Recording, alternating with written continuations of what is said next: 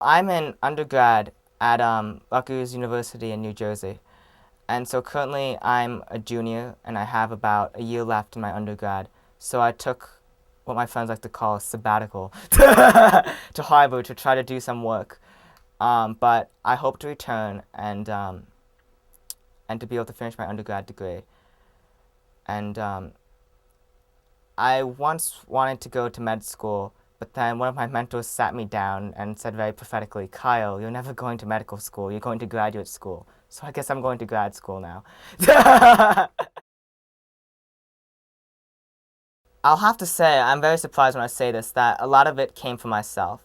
So that I know when I was very young, my parents would bring home books just to read for themselves or something. And that I would just pick up these biology books just because I was bored or something.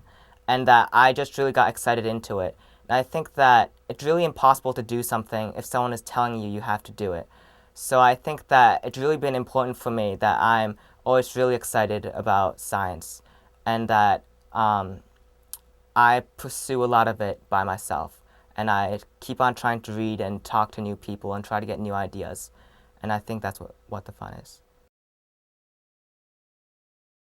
The more I think about it, I think if you stay in one thing too much, it's really unhealthy. Like staying in science too much can be really unhealthy. Um, staying, being with girlfriends and in a relationship for a long time can be also unhealthy. So in Rutgers, I try to take a balanced course load so I can advance my science goals, but also liberal arts as well.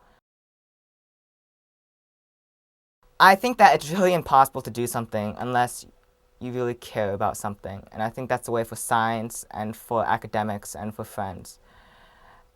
And I think most importantly, there just needs to be some kind of functional connection that once you hit something, you know it just kind of clicks and that you need to aggressively pursue that a lot. So I was very fortuitous that my first experience with science was stem cells, and that was just a very natural fit. And I think that the first really big step is just finding something you believe in.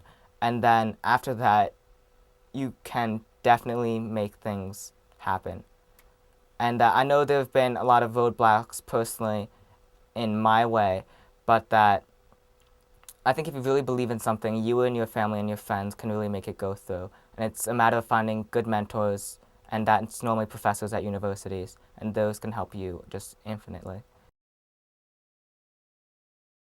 I think it can be an academically stifling environment for someone that has a lot of ideas and is just kind of in this constrained system. And so I guess my advice is that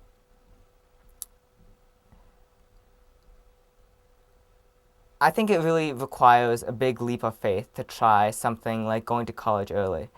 And that, but the more I think about it, I think that a standardized system might actually be a lot better for a lot of people. And thinking about myself, I even wonder, I think I might be a lot better person if I had gone through the normal way. And I think that while that it's very easy to think that class is very boring and that it's difficult to fit in, I think that the social environment is just infinitely important. And that I think that if you can have fun and have friends, that matters a lot more than having a good CV or taking classes that are challenging.